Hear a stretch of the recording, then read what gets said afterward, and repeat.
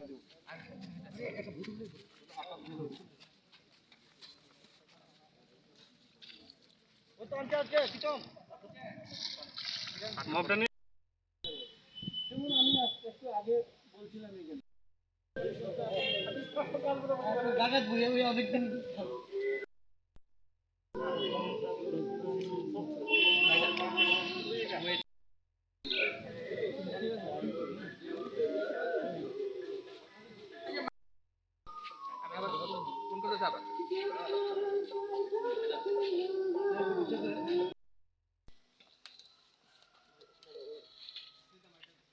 एकदम साइड को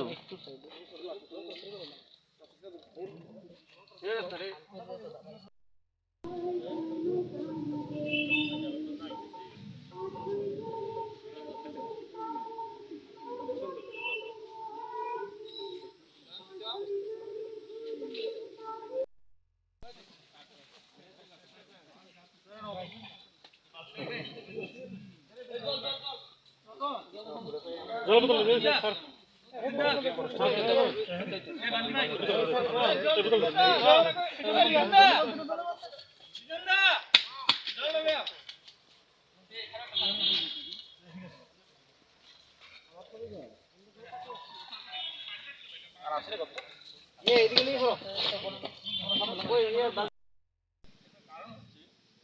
গাছ লাগানোর জন্য আমরা অনুষ্ঠান করার জন্য যেমন সংকল্পবদ্ধ, কিন্তু আমরা গাছ বাঁচানোর জন্য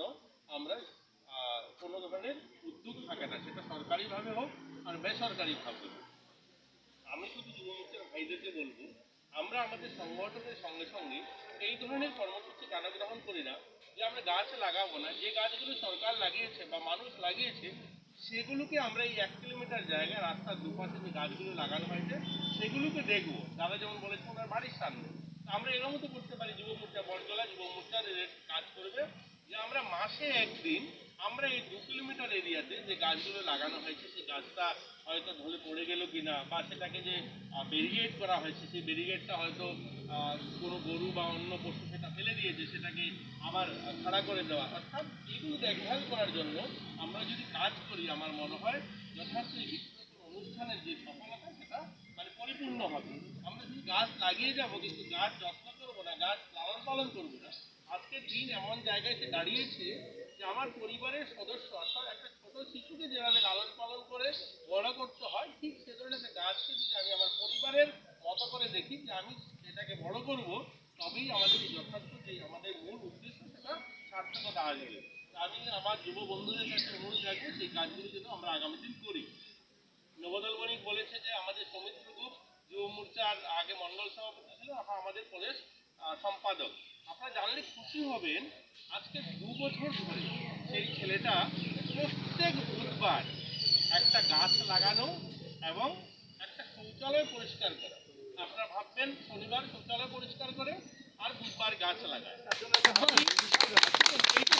পরিষ্কার করে, সেটা আরও যদি আমি বলি তার শৌচালয় পরিষ্কার করা কোন জায়গায়, কোনোদিন কোনো হসপিটাল, কোনোদিন বাজারে যে পাবলিক টয়লেটগুলো রয়েছে সেই টয়লেটগুলো নিজের হাতে সে গ্লাভস লাগিয়ে, আপনারা দেখবেন সৌমিত্রবাবু ফেসবুকে সার্চ করে যে পুরো ধলাই জেলাতে এমন কোনো শৌচালয় নেই যে সে পরিষ্কার করে দিচ্ছে। সেটা আমবাসা বাজার হোক বা কমলপুর মার্কেটে হোক, কমলপুর ফরেস্ট অফিস হোক, যেগুলো সরকারি অফিস রয়েছে সেই সমস্ত সরকারি অফিসে শৌচালয়গুলো যে নোংরা হয়ে রয়েছে সেগুলোকে প্রত্যেক শনিবার নিজের হাতে ব্লিচিং পাউডার নিয়ে ব্রাশ দিয়ে ঘষে সাফ করে দিয়ে আসে। সেটা সে সংকল্প নিয়েছে যে প্রধানমন্ত্রী যে স্বচ্ছ ভারত মিশন এবং পরিবেশ রক্ষা করা সেটাকে করবে, এবং তার জন্য আমরা যুব মোর্চা রাজ্যের তরফ থেকে যেমন তাদেরকে সংবর্ধনা দিয়েছি, কমলপুর নগর পঞ্চায়েত থেকে তাকে সংবর্ধনা দেওয়া হয়েছে গত বছর 5 এই জুন আজকের দিনে তাকে কমলপুর নগর পঞ্চায়েত তাকে সংবর্ধনা দিয়েছে এই কাজের জন্য। আমি এটা সারা ভারতবর্ষে হয়তো তার নামটা যেতে পারে। এই ধরনের ডেডিকেটেড যে একটা